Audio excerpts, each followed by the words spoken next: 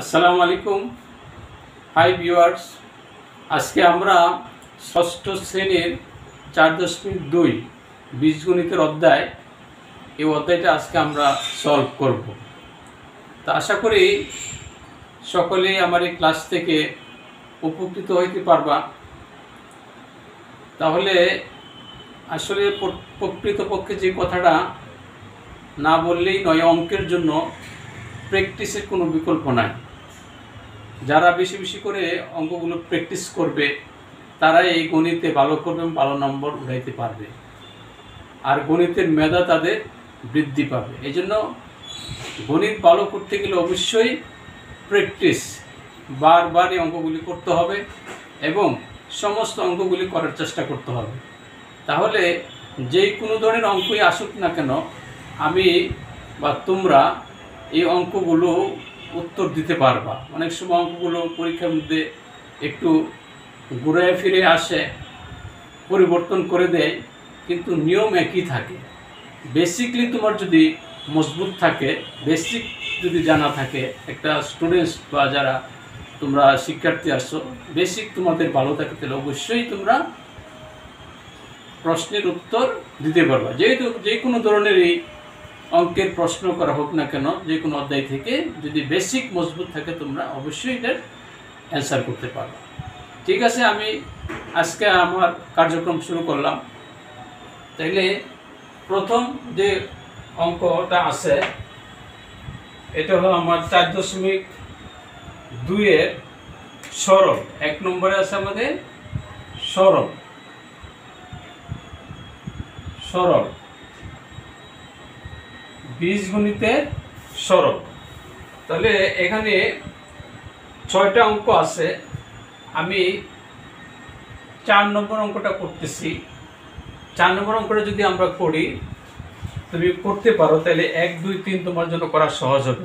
4 নম্বর অঙ্কের মধ্যে আছে m into m square into n square into m cube into n square. এটাকে আমাদের সরল করতে হবে।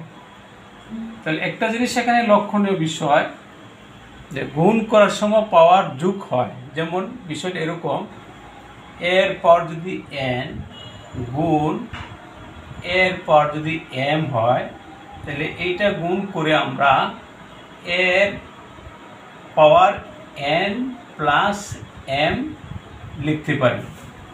n এর যে কোনো মান হতে পারে, 1, 2, 3, 4, 5, এমনও যে কোনো মান হতে পারে। আমি দুইটা দিয়ে বুঝাইলাম। অসংখ্য যদি হয় তাহলে একই রকম হবে, আরো বেশি করে যদি হয়, এর পর যতই হোক না কেন l লিখলাম, আর যদি হয় k লিখলাম, তাহলে এটা সমান সমান আমরা লিখতে পারবো এর পাওয়ার n plus m plus l plus k ইত্যাদি। তো এই জিনিসটা হলো তোমার মূল ফর্ম। যেহেতু তুমি ক্লাস 6, এই জন্য এটাকে a to the power n বলা হয়। একটা জিনিস লক্ষণীয়, যে এ যদি থাকে তাইলে তার একটা সূচক বা 1, ধরো এখানে 1 থাকে সব সময় উপরে, এটাকে পাওয়ার বলা হয়, পাওয়ার বা সূচক বলা হয়, সূচক। আর সামনে যেটা থাকে এটাকে বলে তোমার সহগ, এটাকে বলে সহগ, এটাকে সহগ বলে।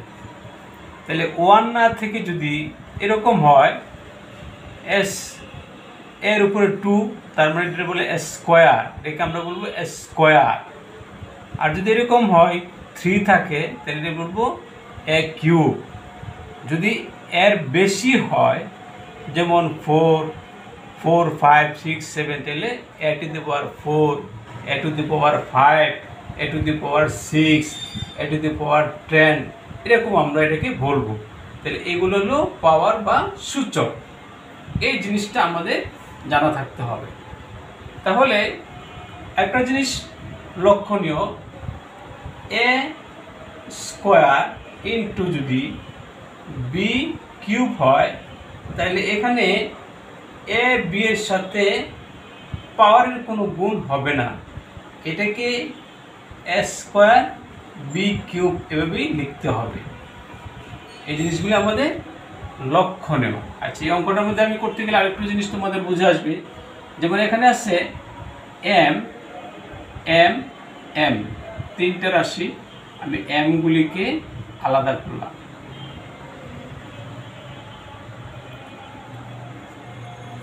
আবার এনগুলোকে আলাদা করলাম।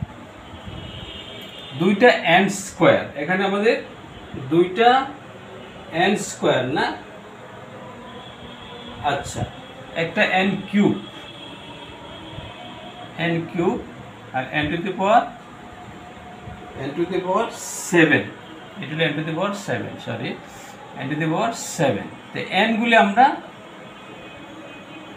আমরা আলাদা করলাম।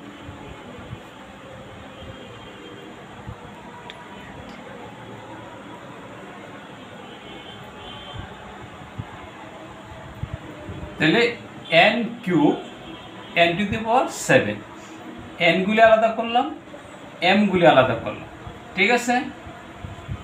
এবার কাজটা হলো গুণের সময় পাওয়ার যোগ, এখানে পাওয়ার 1 আছে, তাহলে 1 প্লাস 2 প্লাস 3 গুণ এন এর পাওয়ার 3 প্লাস 7। তাহলে আমরা পাওয়ারগুলি যোগ করে দেব, এম এর পাওয়ার 6 গুণ এন এর পাওয়ার 10।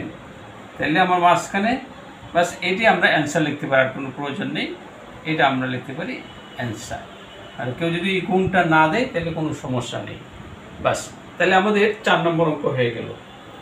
আরেকটা অঙ্ক আমি এখান থেকে করি, যেমন 6 নম্বর। যদি এই অঙ্কগুলি করো, এখানে 6টা অঙ্কই আছে, তাহলে তোমরা সবগুলো অঙ্ক করতে পারবো আশা করি ইনশাআল্লাহ। তাহলে 2x square into y cube into বা গুণ 2z স্কোয়ার গুণ 3y স্কোয়ার গুণ 4x স্কোয়ার। আচ্ছা, এবার আমরা এটাকে এক্সের গুলো একসাথে নিয়ে আসবো। তাহলে 2, আগে আমরা সংখ্যাগুলি নিয়ে আসি, এটা হলো সহজ হবে। এখানে 2 আছে, এখানে 2 আছে, 2 গুণ, এখানে 2 আছে, 2 গুণ, এখানে 3 আছে, 3 গুণ, এখানে 4 আছে। আমরা সংখ্যাগুলি আলাদা করে ফেললাম। এবার এক্সগুলি আলাদা করব। এক্স গুণ চিহ্ন দিয়ে এক্স স্কোয়ার গুণ এক্স স্কোয়ার, এক্স স্কোয়ার দুইটা আছে, আলাদা করে ফেললাম। এবার y cube y square, y cube গুণ ওয়াই স্কোয়ার। আচ্ছা, তারপর আমাদের জেড আছে, গুণ জেড স্কোয়ার। তাহলে সংখ্যাগুলো আমরা গুণ করে দেই, যেমন 3 4 12, 12 দুগুণে 24, 24 দুগুণে 48, 48। আর এখানে আমাদের হচ্ছে এক্স এর পাওয়ার 2 প্লাস 2, আমরা গুণ চিহ্ন দিলাম, গুণ চিহ্ন, ওয়াই এর পাওয়ার 3 প্লাস 2 গুণ জেড, যেহেতু একটা পদ, জেড স্কোয়ার।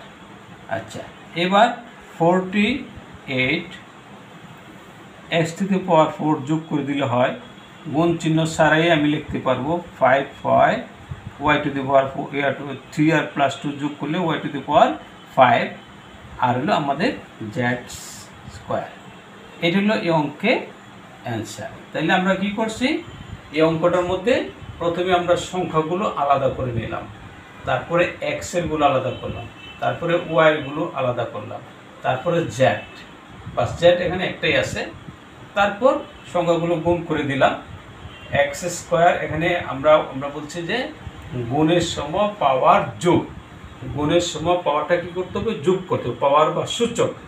পাওয়ার বা সূচকটাকে যোগ করতে হবে। তাহলে আমরা যোগ করে দিলাম, এটাও যোগ করে দিলাম, ওয়াইটা এখানে, এক্সটা এখানে, আর জেড একটাই আছে, যা আছে তাই। তারপর আমরা গুণ চিহ্ন দিয়ে এটা লিখলাম, ব্যাস, তাইলে হয়ে গেল। ঠিক আছে, তাহলে আমরা আশা করি 1 নম্বরে সরলের যে অঙ্কগুলো আছে তোমরা এটা অবশ্যই করতে পারো। তারপর আমি চলে যাই 2 নম্বর অঙ্কের মধ্যে।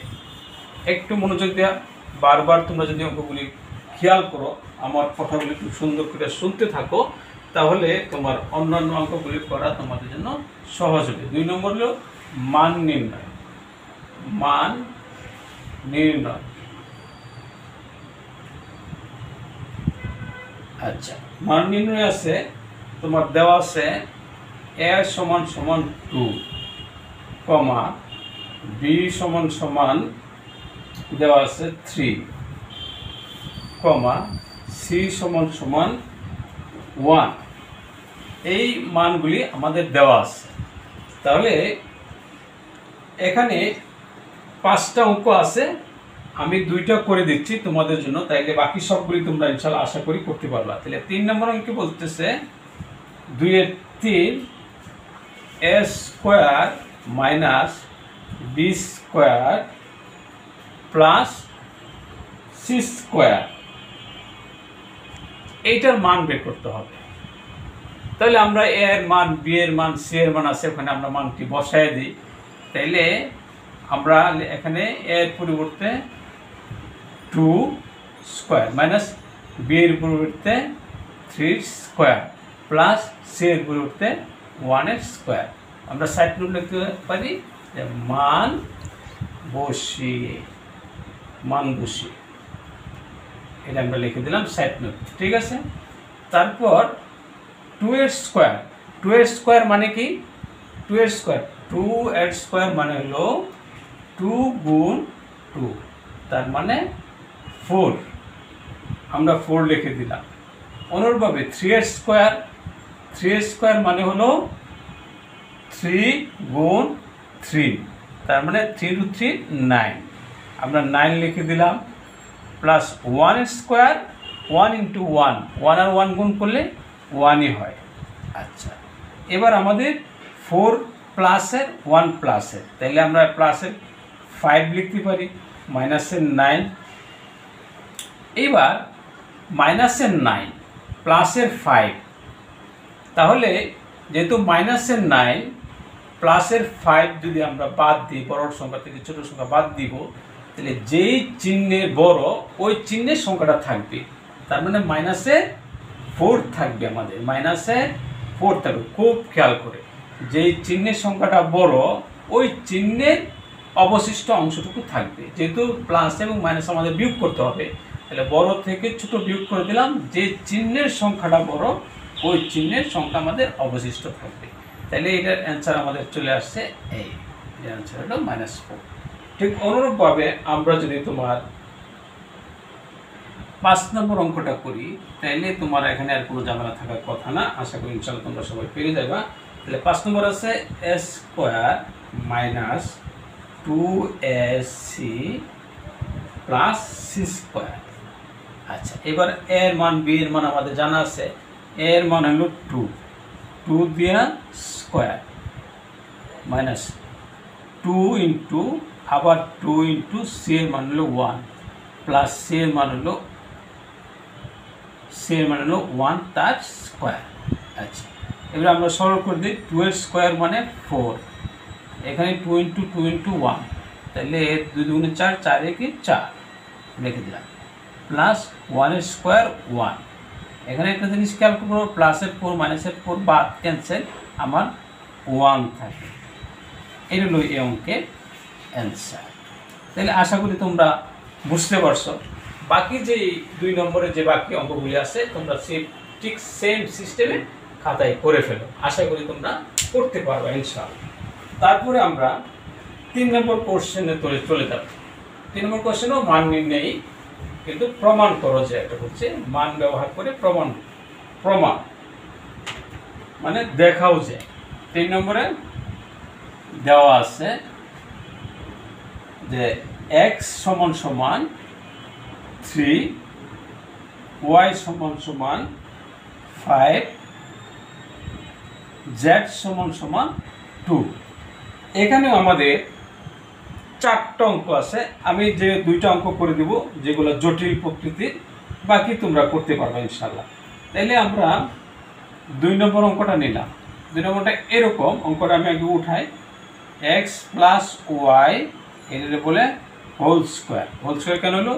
2টা রাশির উপরে বা 2টা অজ্ঞাত পদের উপরে যেহেতু স্কোয়ার, এই জন্য বলে হোল স্কোয়ার।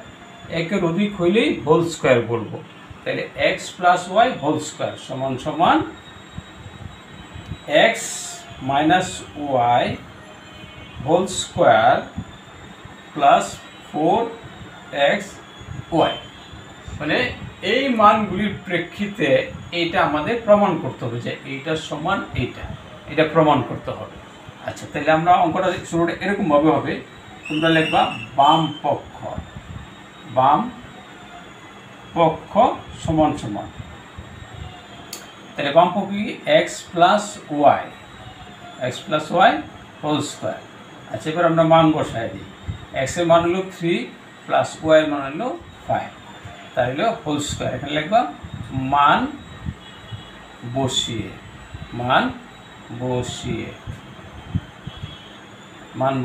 ঠিক আছে, বাসিয়ে লিখছি কেন, বসিয়ে। আচ্ছা, তাহলে মান বসিয়ে দিলাম। তাহলে 3 প্লাস 7 হলো 8 এর স্কোয়ার। তাহলে 8 এর স্কোয়ার কী হবে?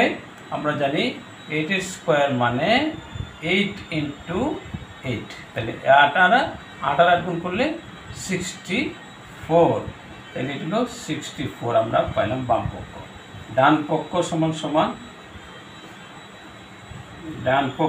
সমান আছে x মাইনাস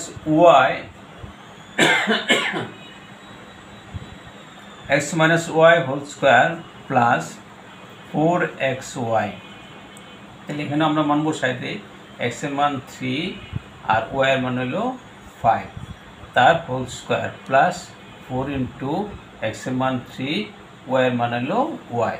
আমি ফুটা দিচ্ছি, এটারও গুণ বোঝায়। বীজগণিতে এই ফুটাটাকে গুণ বোঝানো হয়, ইন্টু বোঝানো হয়, কোনো সমস্যা নেই। তুমি গুণ চিহ্ন দিতে পারবা, ফোটাও দিতে পারবা, এখানে দশমিক আবার মনে করলে হবে না। তাহলে এখানে থেকে -2 হোল স্কোয়ার প্লাস এইগুলো যদি এখানে আমি ওয়াই লিখছি কেন, মানটা লিখে ফেলবো। ওয়াইয়ের মান হলো 5। হ্যাঁ, তাইলে আমার তো 4 × 5 = 20, 3 × 60, এখানে আসছে 60। আচ্ছা, তাহলে এখানে একটা জিনিস লক্ষণীয়, অবশ্যই এই জিনিসটা খেয়াল করা, -2 এর উপরে স্কোয়ার। তাহলে এটা আমরা কীভাবে করব? এগুলোকে আমি রাফ করছি তোমাদের সহজার্থে। -2 গুণ -2, তাহলে বীজগণিতে মাইনাসে গুণ হয়, তাই মাইনাসে প্লাস লিখতে হয় না। যদি মাঝখানে পদটা লিখতে হয় তাহলে তখন প্লাস লিখতে হয়। তার মানে +2 হবে। তার মানে আমাদের এখানে যেটা প্লাস ইন্টু প্লাস সমান সমান প্লাস, প্লাস ইন্টু মাইনাস সমান সমান মাইনাস, মাইনাস ইন্টু প্লাস সমান সমান মাইনাস, মাইনাস ইন্টু মাইনাস সমান সমান প্লাস। এই জিনিসগুলি আমাদের মনে রাখতে হবে। অবশ্যই তোমরা পারবা আশা করি। এটা হলো এটা হলো আমাদের 4, 4 + 4। তাহলে আমাদের আছে এটা +4 প্লাস 60, তাহলে আমাদের 64 আসে। তাহলে আমাদের বাম পক্ষ 64, ডান পক্ষ 64। তাহলে আমরা লিখতে পারি অতএব বাম পক্ষ সমান সমান ডান পক্ষ। যেহেতু দেখানো হলো, বাম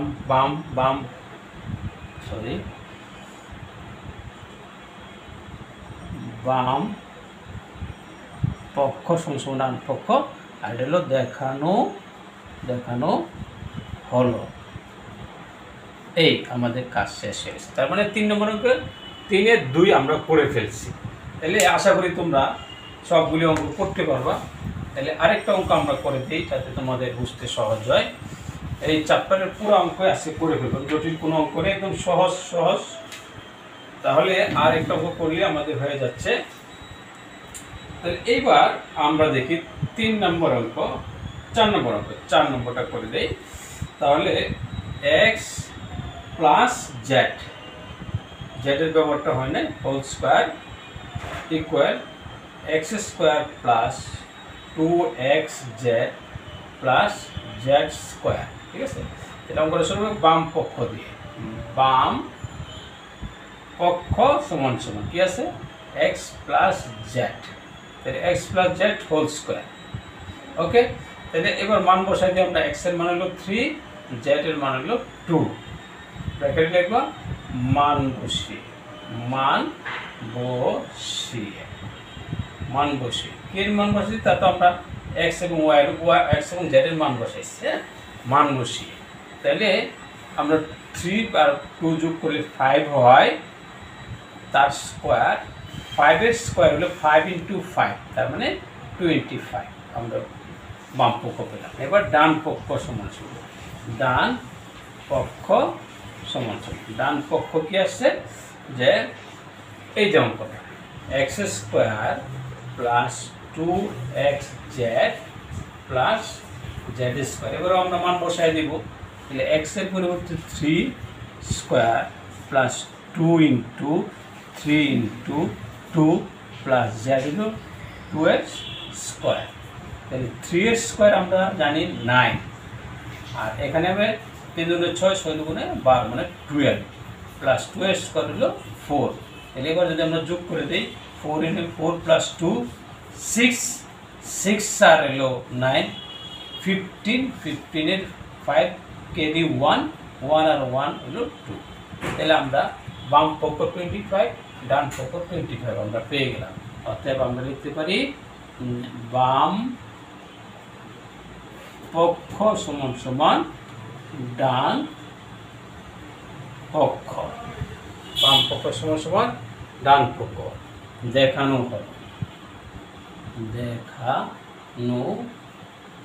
হলো, ঠিক আছে। তাইলে আমাদের 1, 2, 3 থেকে আমরা অঙ্ক করছি। তারপরে 4 নম্বরে আছে তোমার সঠিক উত্তরটি খাতায় লেখো। তাহলে আশা করি সঠিক উত্তরটি তোমরা খাতায় লিখতে পারবা। তা আজকে এ পর্যন্তই ক্লাস। আমি আশা করি তোমাদের 4 নম্বর 4.2 এর যে অঙ্কগুলো আছে ইনশাআল্লাহ তোমরা লাস্ট পর্যন্ত যদি দেখো তাহলে অবশ্যই তোমরা পুরো অঙ্কগুলি করতে পারবা। এই বলে আমি আমার ক্লাস শেষ করলাম। কিন্তু একটা কথা না বললেই নয়, যে তোমাদের কাছে যদি আমার এই ক্লাসটা ভালো লাগে তাহলে অবশ্যই তোমরা লাইক, কমেন্ট, শেয়ার এবং যারা এখনও আমার চ্যানেলটা সাবস্ক্রাইব করো নাই তোমরা সাবস্ক্রাইব করে নাও, যাতে আপডেট যত ভিডিও আছে তোমাদের ক্লাসগুলো তোমরা পেতে পারো। আর যারা আমার চ্যানেলকে সাবস্ক্রাইব করেছেন বা করেছো তোমাদেরকে অসংখ্য ধন্যবাদ। আসসালামু আলাইকুম ওয়া রাহমাতুল্লাহি ওয়া বারাকাতুহু।